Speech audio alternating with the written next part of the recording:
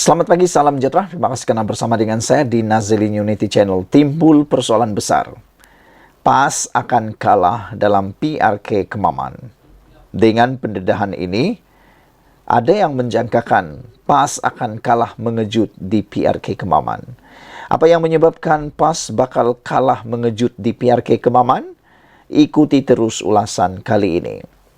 Dipetik daripada BH Online, Penoroka Felda mengharapkan PRK Kemaman akan mengubah nasib, fasiliti dan infrastruktur yang telah uzur di Kemaman.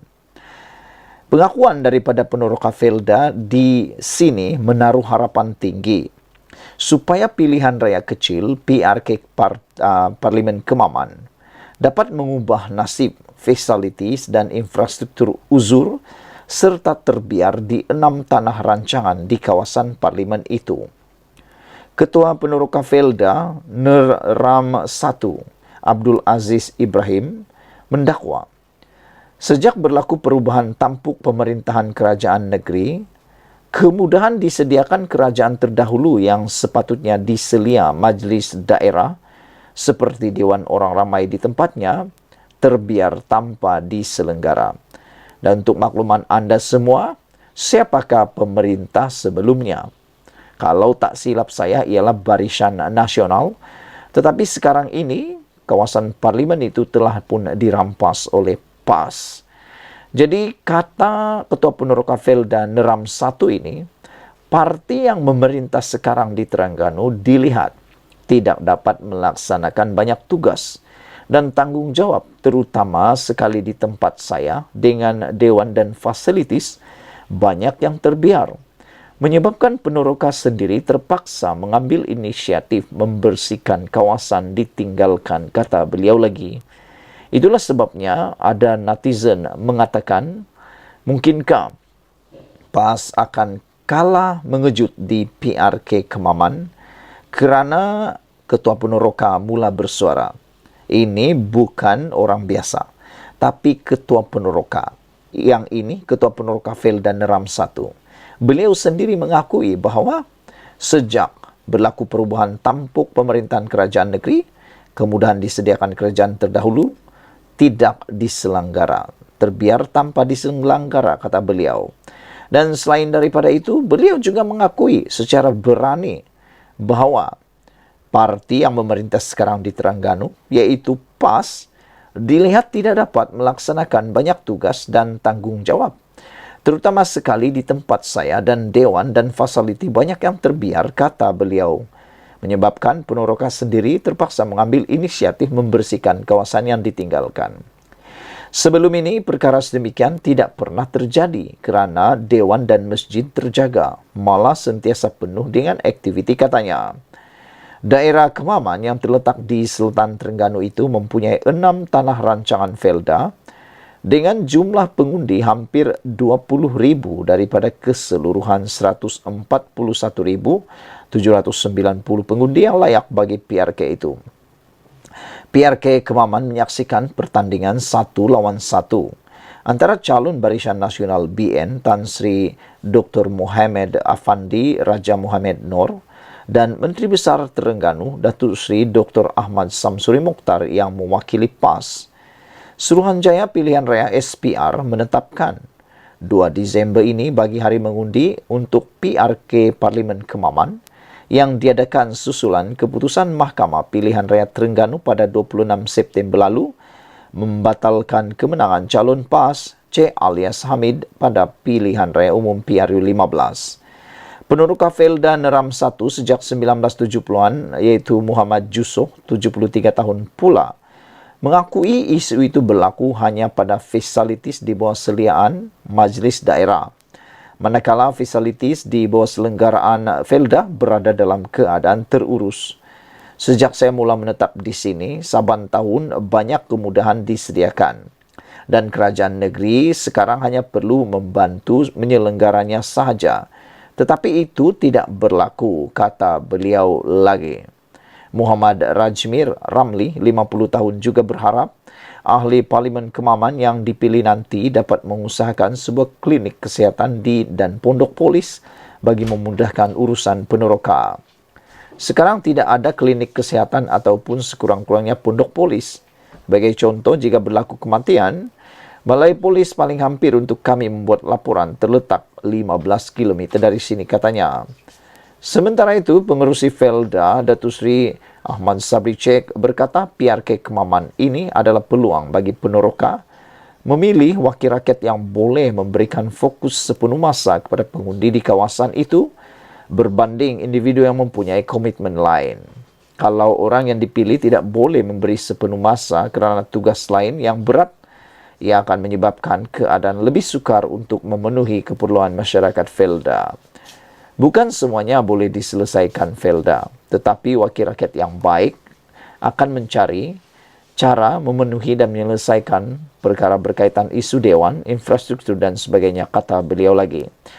Ahmad Sabri berkata, isu besar lain terutama berkaitan perumahan dan pekerjaan kepada generasi baru Felda hanya dapat diselesaikan jika ada hubungan baik antara wakil rakyat dan kerajaan persekutuan.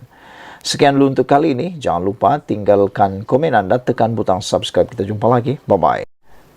Selamat pagi, salam sejahtera. Terima kasih kerana bersama dengan saya di Nazlin Unity Channel. Subuh kita tergempar. Di saat kita semua bersenang-senang membaca berita, kita digemparkan sekali lagi dengan pendedahan. Daripada berita harian online, Anwar dakwa Muhyiddin tak ambil langkah bayar hutang Felda sepenuhnya. Sekali lagi, cerita tentang hutang Felda yang tak dibayar sepenuhnya oleh Muhyiddin timbul semula. Apa cerita? Baru-baru ini pun kita tahu bahawa Muhyiddin Yassin telah pun menyaman Anwar Ibrahim berkaitan dengan hutang Felda tersebut. Dan akhirnya, dalam kenyataan pembelaan Anwar Ibrahim, ini yang terbongkar. Datuk Seri Anwar Ibrahim mendakwa bahawa bekas Perdana Menteri Tan Sri Muhyiddin Yassin tidak mengambil langkah diperlukan untuk menyempurnakan hapus kira hutang 8.3 bilion ringgit Penoroka Felda dengan sepenuhnya atau memberi dana kepada agensi itu bagi membiayai hutang berkenaan. Perdana Menteri ketika jawapan balas Muhyiddin yang difailkan 10 Oktober lalu menerusi saman fitnah ke atas Anwar berhubung isu itu berkata, Anwar pada Jun lalu melaksanakan perjanjian-perjanjian dana yang membolehkan peruntukan tahunan 990 juta ringgit dana disalurkan dan diterima Felda selama 10 tahun. Katanya, ia antara lain juga bagi membolehkan pembayaran balik sukuk oleh Felda.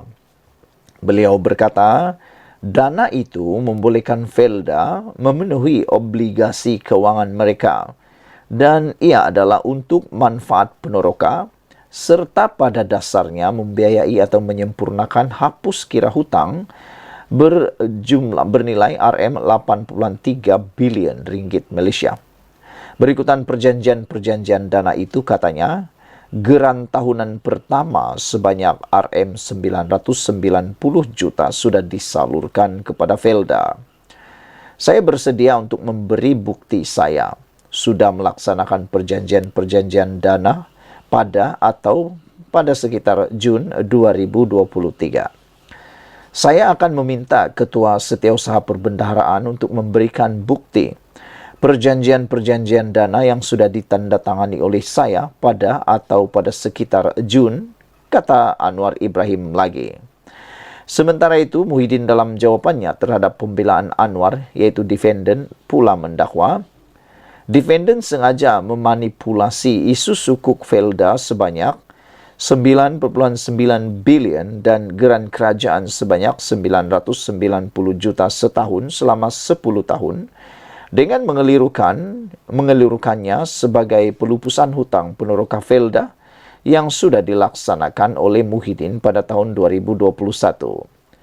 Muhyiddin selaku pelanatif berkata, hutang Felda berpunca daripada pinjaman kewangan oleh Felda daripada institusi luar. Manakala hutang Penoroka berpunca daripada pinjaman kewangan oleh Penoroka Felda daripada Felda.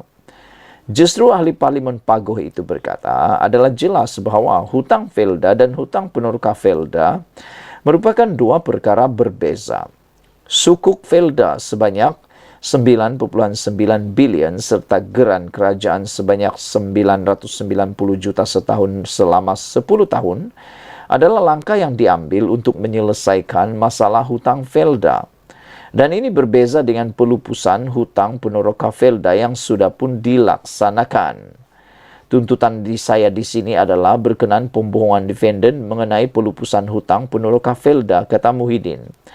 Oleh yang demikian, saya menegaskan dan akan menegaskan bahwa pernyataan pembelaan ini adalah pembelaan palsu, tidak berasas secara keseluruhan, serta suatu pemikiran kemudian after yang amat mustahil dan tidak boleh dipercayai atau diterima dan sepatutnya ditolak sepenuhnya, kata Muhyiddin. Muhyiddin menerusi writ saman dan penyataan tuntutannya terhadap Anwar mendakwa Presiden PKR itu mengeluarkan kenyataan memfitnah yang membawa maksud Muhyiddin berbohong berkenaan isu pelupusan hutang peneroka Felda. Muhyiddin berkata kenyataan berbau fitnah itu dikeluarkan melalui ucapan ketika sambutan Hari Peneroka Lembaga Kemajuan Tanah Persekutuan Felda 2023 di Serdang, Selangor 7 Julai lalu. Sambutan itu disiarkan secara langsung melalui Facebook Live dalam halaman Facebook Defendant dengan nama Anwar Ibrahim. Sekian dulu untuk kali ini. Jangan lupa tinggalkan komen Anda. Sila tekan butang subscribe. Kita jumpa lagi. Bye-bye. Selamat pagi, salam sejahtera. Terima kasih karena bersama dengan saya di Nazilin Unity Channel. Di saat subuh ini, Malaysia digemparkan dengan pengakuan terkini daripada Muhyiddin Yassin yang pastinya semua orang terkejut. Manakan tidak terkejut, kita menjangkakan Muhyiddin tidak menarik diri ataupun meneruskan. Beliau meneruskan hasrat untuk bertanding pada pemilihan bersatu dengan jangkaan kita ialah Muhyiddin mahu menjadi Perdana Menteri sekali lagi. Tapi rupa-rupanya ini pengakuan Muhyiddin yang betul-betul mengejutkan kita, yaitu Muhyiddin tak tolak Samsuri calon Perdana Menteri pada masa depan. Itu daripada FMT. Manakala tajuk daripada mykmu.net pula menulis Samsuri calon Perdana Menteri dari Perikatan Nasional, kata Muhyiddin. Pengurusi Perikatan Nasional Muhyiddin Yassin tidak menafikan pencalonan Ahmad Samsuri Mokhtar sebagai calon mereka dalam PRK ini adalah langkah mengetengahkan Menteri Besar Terbabit sebagai calon Perdana Menteri masa depan. Katanya ia merupakan langkah strategik gabungan Terbabit. Sekaligus memberi gambaran, Perikatan Nasional mempunyai ramai calon dan tokoh untuk diketengahkan. Pada masa yang sama, ahli Parlimen Pagoh itu memberi bayangan bahawa usaha membentuk kerajaan boleh berlaku sebelum PRU akan datang. Jadi mereka masih lagi memikirkan cara untuk tebuk atap rupa-rupanya kerana Muhyiddin memberi bayangan bahawa usaha membentuk kerajaan boleh berlaku sebelum PRU. Saya tidak berminat langsung dengan idea tersebut.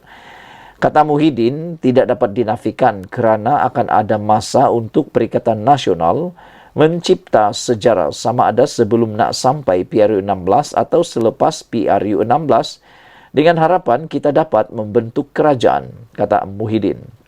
Jadi semua langkah-langkah yang diambil ini adalah langkah strategik yang dapat memberi gambaran kepada rakyat bahawa Perikatan Nasional ada ramai tokoh yang bijaksana, berkemampuan, terpuji sikapnya, adalah moderit dan ada kelayakan profesional, katanya pada sidang media di Felda Kerteh 5 di Kemaman hari ini. Muhyiddin yang juga Presiden Bersatu itu berkata demikian ketika ditanya, sejauh mana pencalonan Ahmad Samsuri dilihat langkah Perikatan Nasional untuk mengetengahkan watak baru sebagai calon Perdana Menteri akan datang.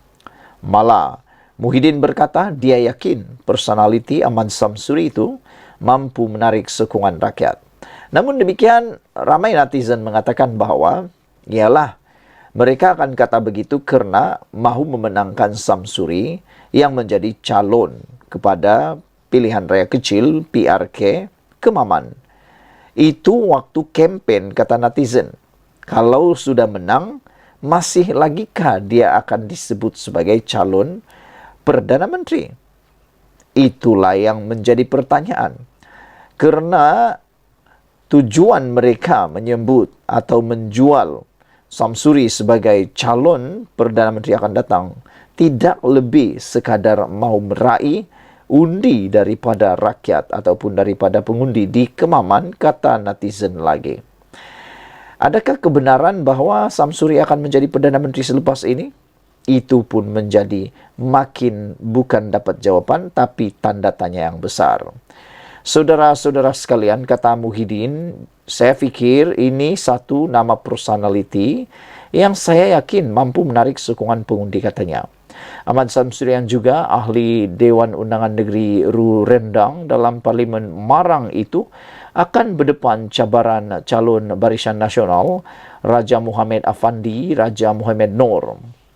PRK Kemaman akan berlangsung pada 2 Disember depan selepas Mahkamah Pilihan Raya 26 September lepas membatalkan kemenangan calon PAS C. Alias Hamid pada PRU ke-15. Seramai 141.790 pengundi layak menunaikan tanggungjawab masing-masing dalam PRK itu, termasuk 387 anggota polis, 9 anggota tentera dan 12 pengundi tidak hadir luar negara. Pada PRU 15 yang lepas, C. Alias menang dengan majoriti 27.179 undi apabila memperoleh 65.714 undi dan menewaskan pengurusi UMNO Terengganu Ahmad Said Barisan Nasional yang hanya mendapat 38.535 undi. Dua lagi calon ketika itu ialah Hasuni Sudin mewakili Pakatan Harapan dengan undi 8.340 undi sahaja, dan Rosli Abdul Ghani, pejuang yang hanya mendapat 506 undi. Saudara-saudara sekalian, menjadi pertanyaan besar kita pada pagi ini ialah, apakah benar Muhyiddin sanggup menyerahkan impian beliau untuk menjadi Perdana Menteri kali kedua kepada Samsuri kalau sudah tiba waktunya? Ada juga yang bertanya, adakah benar Samsuri akan menjadi Perdana Menteri? Saudara-saudara sekalian, kata Muhyiddin, kita tidak boleh nafikan akan ada masa Samsuri sebagai calon Perdana Menteri. Saya kira mungkin bila Perikatan Nasional mencipta sejarah atau sama ada nak sampai PRU 16, harapan kita adalah besar untuk tubuh kerajaan, kata beliau lagi. Muhyiddin juga percaya keputusan pucuk pimpinan PAS buat begitu untuk meletakkan Samsuri sebagai calon parlimen adalah langkah strategik yang memberikan natijah yang cukup baik untuk PAS dan Perikatan Nasional. Beliau berkata demikian ketika ditanya sama ada calon PAS itu adalah calon Perdana Menteri daripada gabungan itu. Sekian dulu untuk kali ini. Jangan lupa tinggalkan komen Anda, tekan butang subscribe. Kita jumpa lagi. Bye-bye. Selamat pagi, salam sejahtera. Terima kasih karena bersama dengan saya di Nazilin Unity Channel. Saat subuh kita digemparkan tepat pukul 4 pagi ini apabila salah seorang daripada calon PRU 15 yang lepas telah pun didakwa. Kononnya telah pun menipu RM 170 juta ringgit. Bayangkan saudara-saudara sekalian, betapa hebatnya calon PRU 15 ini yang didakwa menipu bukan 100 ringgit, bukan 100.000 ringgit, bukan 17.000 ringgit, tapi 170.000. Apa cerita? Ikuti terus ulasan kali ini. Dipetik daripada FMT. Tertuduh ialah Azman Idris, 55 tahun, mengaku tidak bersalah atas tuduhan menipu seorang lelaki berhubung urusan pembalakan itu. Wah, rupa-rupanya ini urusan pembalakan. Rupa-rupanya ada seorang calon PRU 15 nih yang terlibat pembalakan. Apa yang menyebabkan beliau ini tiba-tiba pula dituduh menipu 170 juta pula 170.000 berkaitan dengan pembalakan. Seorang ahli perniagaan dihadapkan ke Mahkamah Magistrat Jeli hari ini atas pertuduhan menipu seorang lelaki dengan urusan pembalakan tidak wujud sehingga mangsa kerugian 171.502 tahun lalu. Kalau benar calon ini menipu, ini memang luar biasa. Ini memang tak patut langsung. Kerana bagaimana seorang ahli Dewan Rakyat ataupun ahli politik, pemimpin kalaulah dia menang, menjadi pemimpin kalau betul dia menipu. Tapi tak tahulah, kerana dia tidak mengaku menipu dan tidak mengaku bersalah. Tertuduh yang juga calon warisan di Parlimen Kuala Pilah pada PRU 15, Azman Idris, 55 tahun, bagaimanapun mengaku tidak bersalah sebaik pertuduhan dibacakan di hadapan Magistrate Nick Habri Muhammad, lapor Harian Metro. Berdasarkan kertas pertuduhan, dia didakwa menipu Chin Yet Lun, 37 tahun, dengan memperdayakannya dalam urusan pembalakan yang tidak wujud, sehingga mangsa menyerahkan wang sebanyak 171.500 ke dalam 2 akaun bank milik tertuduh. Perbuatan itu dilakukan di Mukim Belimbing, Batu Melintang di sini antara 27 September 2021 hingga 10 Disember 2021. Dakwaan dikemukakan mengikut Seksyen 420 Kanun Keseksaan yang membawa hukuman penjara sehingga 10 tahun dengan sebatan dan boleh didenda jika sabit kesalahan. Timbalan pendakwa raya Nur Kamila C. Ibrahim mengendalikan pendakwaan manakala tertuduh tidak diwakili peguam. Mahkamah membenarkan tertuduh diikat jamin sebanyak RM15,000 dengan syarat tambahan, iaitu pasport tertuduh diserahkan sebelum Khamis ini dan menetapkan 31 Disember depan sebagai sebutan semula kes. Saudara-saudara sekalian, ini memang satu perkara yang paling mengejutkan kita semua. Bagaimana seorang pemimpin yang yang mahu menjadi ahli politik dan pemimpin kepada rakyat, kalau benarlah ini berlaku. Diharapkan perkara ini dapat diselesaikan dengan segera. Sekian dulu untuk kali ini. Jangan lupa tinggalkan komen anda, tekan butang subscribe. Malaysia, kita punya, kita jaga sama-sama, cintai Malaysiaku. Bye-bye.